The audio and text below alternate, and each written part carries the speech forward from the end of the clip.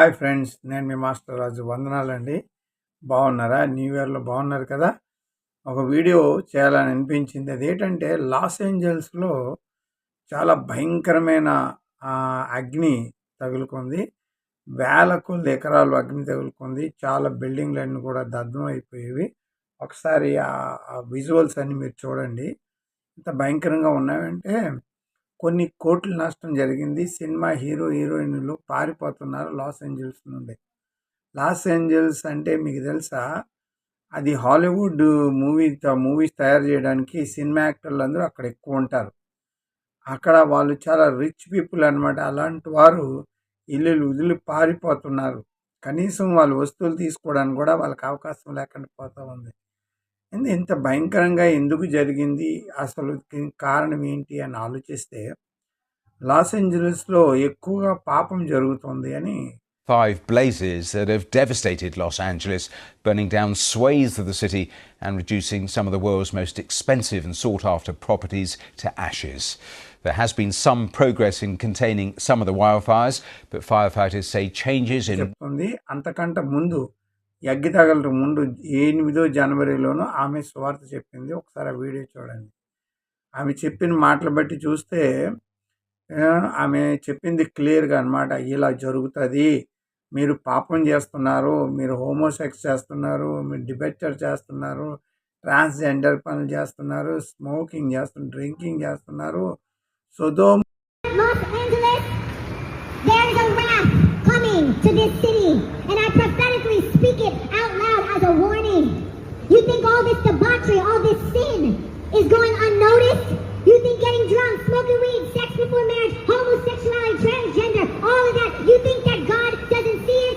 God says it's an abomination. గొమొర్రా పట్టణం లాంటి పరిస్థితి వస్తుంది అని చెప్పి అర్థమైందా మీకు? ఇప్పుడు ఇవన్నీ చూస్తే వీటి కారణాలు మీకు అర్థమైంది కదా. ఆ బైబిల్లో వీటి కోసమని కొన్ని కారణాలు ఉన్నాయి. బైబిల్లోనూ క్లియర్గా ఉంది. అది ఆదికాండములో 19వ అధ్యాయంలో ఆ దేవుడైన యెహోవా సొదొమ గొమొర్రా పట్టణం కోసమని అలాగే ప్రవచించాడు. అది అలాగే కాల్చబడ్డది. సో ఆనాడు సొదొమ గొమొర్రా ఎలాగైతే కాల్చబడ్డదో ఈరోజు లాస్ ఏంజలస్ కూడా అలాగే కాల్చబడ్డది. దానికి దీనికి ఏం డిఫరెన్స్ లేదు. అయితే ఆ ఆకాశం నుండి అగ్నివర్షం కురిసింది, సొదొమ గొమొర్రా పట్టణం మొత్తం కాల్చివేసింది. వాళ్ళు కూడా మహాపాపం చేసిన వారుగా మనకు కనబడుతూ ఉన్నారు. వారు చిన్నవారు మొదలుకొని పెద్దవారు వారు కూడా పాపం చేసిన వారు కనబడుతూ ఉన్నారు. సో ఈరోజు అమెరికాలో అది క్రైస్తవ దేశమైనా సరే పాపం మాత్రం చాలా విచ్చలవిడిగా ఉందని మనకు అర్థమవుతుంది. చూడండి, ఆదికాండం 19వ అధ్యాయంలో 1వ వచనం. సాయంకాలం మంది 2 దేవదూతలు సొదొము చేరినప్పటికీ లోతు సొదొమ గమని వద్ద కూర్చొని లోతు వారిని చూసి ఎదుర్కొంటూ తన సాష్టాంగ నమస్కారం చేసి, నా ప్రభులారా, దయచేసి రాత్రి వెళ్ళపించుకోమని కాళ్ళు పడుకోమని వారికి మద్దతు చేసిన తెలుసుకో. అందుకు వారు అలా కాదు, నడివీధిలో రాత్రి వెళ్ళిపుచ్చమని చెప్పింది. అయినను అతడు మిక్కిలి బ్రతిమాలుకొని చేసినప్పుడు వారు అతన్ని కట్టు తిరిగి అతని ఇంటిలో ప్రవేశించిరి. అతడు వారు విందు చేయుట పొంగిన రొట్టెలు కాల్చి వారికి భోజనం చేసేది. అయితే అలాగా చేశారనమాట. అయితే ఇక్కడ ఏంటంటే లోతు వాళ్ళని ఒక నీతిమంతుడిగా మనకు కనబడుతున్నారు. సొదొమ గొమొర్రా పట్టణంలో వాళ్ళు పిలిచి లోపల కూర్చోబెట్టి వాళ్ళకి భోజనం పెట్టాడనమాట. ఎవరు? దేవదూతలకి. సో ఆ దేవదూతలు ఎందుకు వచ్చారనేది 18వ అధ్యాయం 22వ వచనంలో ఉంది. వారు ఆ మనుషులు అక్కడ నుండి తిరిగి సొదొమునకు వెళ్ళిరి. అప్పుడు అబ్రాహాము ఇంకా యెహోవా అతడు అబ్రాహామును సమీపించినట్లయితే నాశనము చేయదువా అని, ఆ పట్టణం ఒకవేళ 8 మంది నీతిమంతులు ఉంటే దానిలోనూ 50 మంది నీతిమంతులు ఉండే ఆ స్థలాన్ని నేను నాశనం చేయను అనెను. కాబట్టి సొదొముని నాశనం చేయడానికి దేవుడని యెహోవా వస్తాడనమాట. అందుకే 2 దేవదూతలను పంపిస్తాడు. ఆ 2 దేవదూతలు వస్తే అక్కడ వేశారు. అక్కడ 5వ వచనంలో లోతుని పిలిచి, ఈ రాత్రి మీ యొద్ద వచ్చిన మనుషులు ఎక్కడ? మేము వారిని కూడినట్లు మధ్యకు వారిని వెలుపలు తీసుకొని రమ్ము అని వారితో చెప్పగా మేము వాళ్ళతో కూడుతామంటే అంత పాపం ఎంత విచ్చలవిడిగా ఉంది సొదొమ గొమొర్రా పట్టణంలో అంటే దేవుడికి చిరాకెక్కి ఏం చేస్తాడంటే వాళ్ళందరిని కూడా లోతుని బయటికి పంపించేసి వాళ్ళకి అగ్ని వర్షం కురిపిస్తాడనమాట.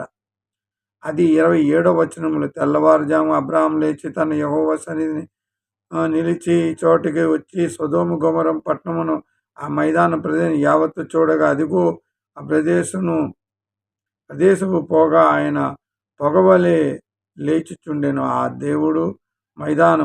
దేవుడు ఆ మైదానమును పట్టణ స్థలమును పాడు చేసినప్పుడు దేవుడు అబ్రాహాముని జ్ఞాపకం చేసుకున్నాను. లోతు కాపురం ఉన్న పట్టణం నాశనం చేసినప్పుడు ఆ నాశనమైన లోతు వంశకుడిని అతన్ని తప్పించెను. కేవలం లోతునే తప్పించి మిగతా వాళ్ళందరినీ అక్కడ కాల్చేశాడు అనమాట. 23వ వచనములో ఆ దేశము సూర్యుడు ఉదయించును అప్పుడు యెహోవా సొదొమ గొమొర్రా పట్టణం మీద యెహోవా వద్ద నుండి గంధకముల అగ్ని ఆకాశము నుంచి కురిపించి ఆ పట్టణము మైదానం నుండి పట్టణము నివసించి వారందరి మీద మొలకల మీద నాశనము చేసెను.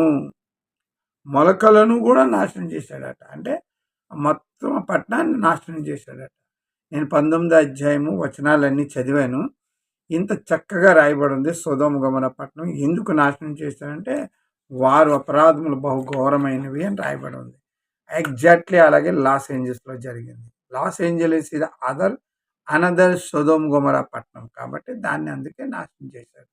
ఎగ్జాక్ట్లీ వీళ్ళున్న పాపం వాళ్ళు కూడా వీళ్ళు లైంగికులు సెక్సువల్ ఇది ఉంది. వీళ్ళు కూడా హోమోసెక్సువల్స్, వాళ్ళు హోమోసెక్సువల్స్, వీళ్ళు కూడా ట్రాన్స్జెండర్స్, వీళ్ళు నరబలి చేసి వాళ్ళు కూడా అలాంటి పనులు చేస్తున్నారు, హత్యలు చేస్తూ ఉన్నారు. వీళ్ళు స్మోకింగ్, డ్రింకింగ్, వీళ్ళు కూడా విగ్రహాలు ఎక్కువ చేస్తూ ఉన్నారనమాట. అందుకే లాస్ ఏంజల్స్ దేవుడు టార్గెట్ చేసి సినిమా ఫీల్డ్ కాబట్టి అక్కడ అధికం పాపం ఉన్నదని దేవుడు దాని మీద అగ్ని కురిపించాడు. అయితే అక్కడ తోటలన్నీ కూడా కాల్చివేసి మహా ఉగ్రతని దేవుడు రప్పించాడు అనమాట. ఖచ్చితంగా దేవుడని యెహోవా చేసిన కార్యమే. దేవుడు ఆ పట్టణాన్ని తీర్చాడని సంగతి మీరు తెలుసుకోండి.